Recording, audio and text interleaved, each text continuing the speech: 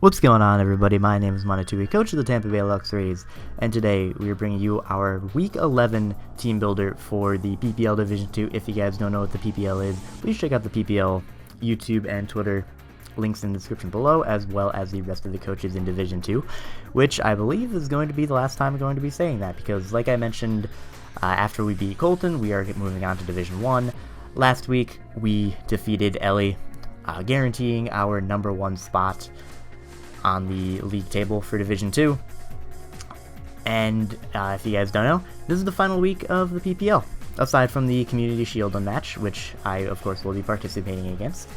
Or I will be participating in, rather. So yeah, this match technically means nothing, because we are already guaranteed for Division 1, we're already guaranteed first place, but it would mean a lot to me if we could go undefeated throughout this entire season. That would honestly just be incredible, to not lose a single match throughout all of our 11 opponents. That would be incredible. So, and the person who's going to try and stop our undefeated streak is none other than OldManTup. You probably recognize him from the GBA. He's a great guy. If you're for some reason not subbing him, go check him out. His links will be in the description below, again, along with the rest of the coaches of Division 2, but enough about that. Let's get into, very quickly, the Golden Pokeball Award. With its kill last week, Megalopunny has 100% confirmed its spot as the MVP, because in the last week, even if Paul 6-0s whoever he's playing with Mega Pinsir, I have less deaths. And even if Megalopunny dies and gets no kills, it will still be ahead in differential and tied with kills, meaning that it will be given the MVP spot. So congratulations, Megalopunny. You are definitely the most overrated Pokemon on the entire planet. Of course, Mega Pinsir, Mamoswine, second and third, and then the rest of the stuff down here. Zardex, Mew, Excadrill, Slowking, Snorlax is up there, which I believe is new. Melodic, and Reuniclus is back in the top 10, which is really cool. So, with that being said, let's move on to the league table very quickly. Like I said, we are confirmed for Division 1, 10-0, and there's a very big race for the second and third place spots. It's between pretty much these three teams right here. Unfortunately, Ruby cannot catch up to them, but it's between these three teams right here, depending on who wins and who loses. Paul's playing Juan, and I believe Ellie is playing Jordan, so that's pretty exciting. Jack, I believe, is also playing Ruby. So, got some pressure there, and it's cool to see, just because I know what it's like from last season being in that race and unfortunately falling just short at the very end. But good luck to all of those people. But with that being out of the way, let's move on to the team that we are facing. Of course, coached by OldManTup. Mr. Tup has Melodic, Aromatisse, Amoonguss, Mandibuzz, Steelix, Mega Charizard X, Galvantula, Mismagius, Terrakion, and Rufflet. Now, this is a very, very compact team that's pretty solid. Got a very nice Fire, Water, Grass core going on with Megazard, Melodic, and Amoonguss. That's definitely very solid. He's got solid wall breakers, being Terrakion, Megazard X was mentioned earlier, Rufflet, of course, and he's got some web options, which can potentially be scary. So I'm a little bit nervous for that, but of course the hole that his team has, that I'm pretty sure everyone has noticed at this point, is he has a Mega Charizard X and one hazard removal, being Mandibuzz, which is also weak to rocks, which I can definitely capitalize on. So hopefully I've brought a team of 6 that can combat any team of 6 that he decides to bring. Kinda, honestly, I'm terrified of the Rufflet. Like, I'm not kidding, it would actually be like my worst nightmare to beat everybody else in this league and then lose to a Rufflet. But hopefully that doesn't happen, so let's get into our team real quick. As you can see, we're going to start off with our Zapdos. X-Repel, Modest, enough speed to outspeed Jolly Rufflet. Yes, I actually took Rufflet into my calcs. Enough speed to outspeed Jolly Rufflet. Modest, pretty much max special attack, near max HP, obviously enough to give me an odd number. Thunderbolt, Heat Wave, Defog, and Roost. Running Defog this week just because I don't want webs on my side of the field. That's just a big issue for me. Like, Megalopunny is hindered severely, Whimsicott's hindered severely, everything's hindered with webs up aside from like Reuniclus, so I really just don't want to deal with webs on my side of the field. So I do have Defog, and Electric Fire coverage is just good enough for his team overall. Hits the Melodic, the Amoonguss, the Mandibuzz, the Steelix, Galvantula, and then it hits pretty much everything else neutrally aside from the Megazord X, which I do have a dedicated switch in that I'll get into in a little bit. So this is a very good Zapdos for his team, deals massive damage to it. Yeah, there's not too much else to say. Then with the Expert Belt, I can 2 KO almost any Amoonguss, pretty much any Steelix, can knock out Galvantula, can 2 KO a lot of things on his team. He doesn't have a great switch into this bar, like especially defensive Aromatisse, or even like a especially defensive Zardex. Also, this is very nice because this immediately pressures his Defogger, being Mandibuzz, so if I get Rocks up and he wants to Defog him away, he gives me a free switch out in Zapdos, which is really cool. So yeah, that is Zapdos, not too much else to go into. Moving on, we have our Lopunny. I also forgot to give these guys nicknames, that's embarrassing, but we have our Adamant Mega Lopunny with High Jump, Kick, Return, Fake Out, and Toxic. Toxic is to hit the Aromatisse as well as whatever other kind of bulky thing wants to switch in, maybe even a Melodic. I was originally going to run Iron Tail over Toxic to hit the Aromatisse, but I didn't want to rely on a 75% accurate move.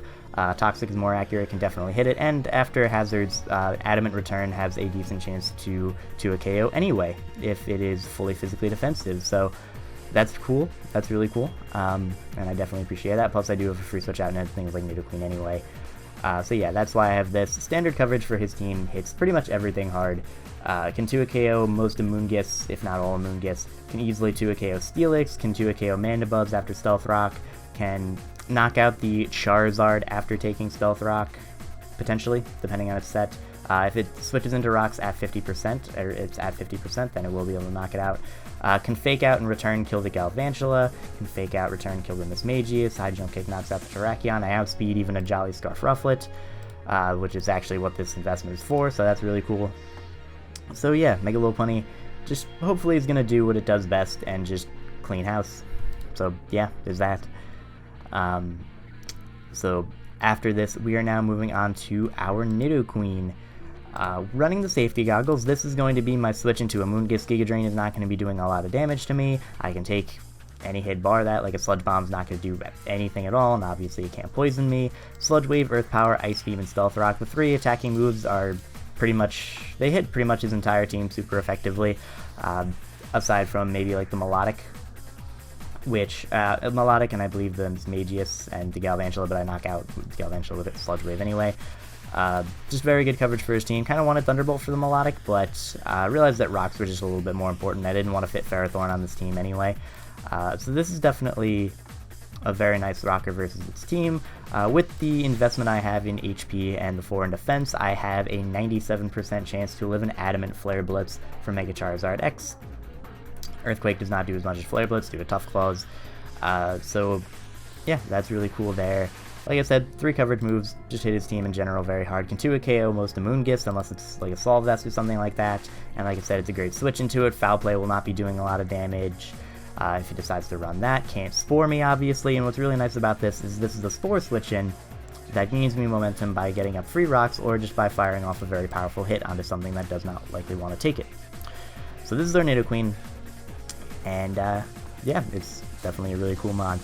I'm very glad I'm bringing it this week because it has a very nice matchup.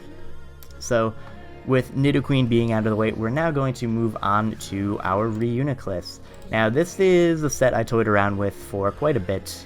Originally it was going to go with like a Life Orb set with like Thunder to hit the Mandibuzz, but it decided against it, and I decided that this was actually a little bit of a better set. I was not going to run Calm Mind originally because things like Mandibuzz typically wall it to hell and back. Melodic can have Haze or Dragon Tail just get rid of me. It's Magius can taunt me or whatever, but I decided that actually if I forfeited Focus Blast to hit the Steelix, which I have enough for anyway, Toxic Calm Mind is actually a very nice set to run against his team. For example, if he sends in his Mandibuzz straight away just to try and deal with me, even if he has Taunt, he's going to be wearing himself down with the Toxic, and Foul Play is not going to be doing anything to me, even Knockoff is not going to do anything to me. And I do have relatively safe switch-ins into Mandibuzz that can deal with his team. If, let's say something like Steelix wanted to come in, if it does not have Roar, then that's complete setup fodder to me anyway, and I can just calm mind up and then continuously hit it with Psyshocks. Also, again, I do have safe switch into Steelix, so once Steelix is gone, this thing can start setting up.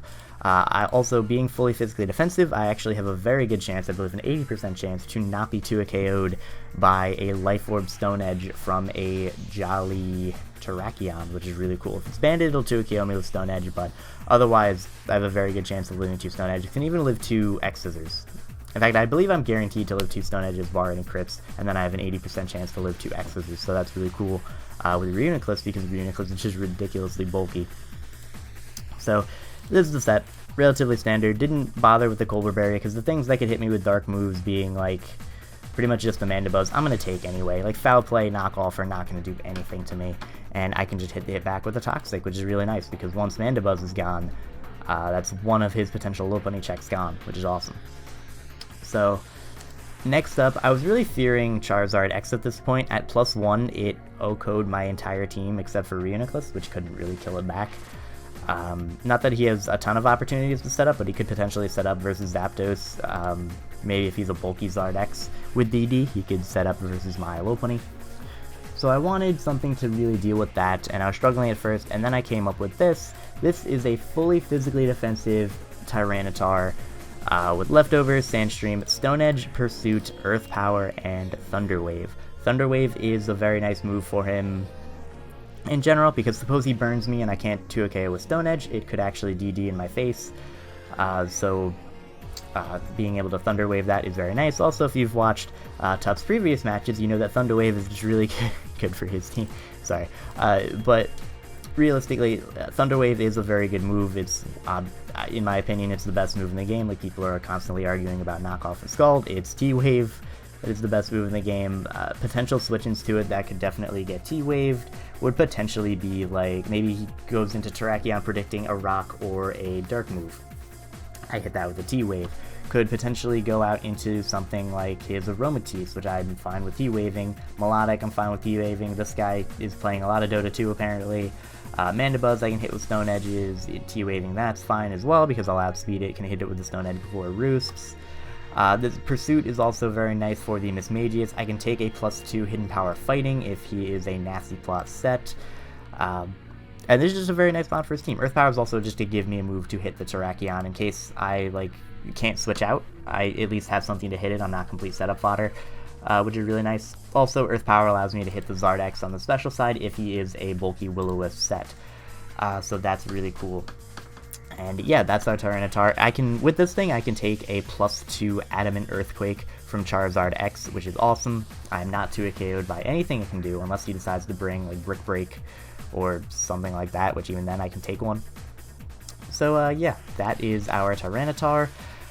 First time I've brought a bulky Tyranitar. I think every other week I've either brought, like, offensive Assault Vest, Choice Scarf, Choice Band, things like that. So this will definitely be new, but I think it'll work. I think it'll work out. I even brought Choice Specs. I brought all 3 choice items on this thing. Good job, Tyranitar. So now with that being out of the way, we are now going to move on to our Whimsicott.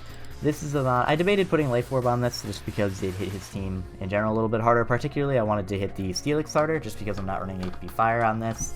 We have Moonblast, Giga Drain, Psychic, and Encore. Psychic is for the Amoonguss.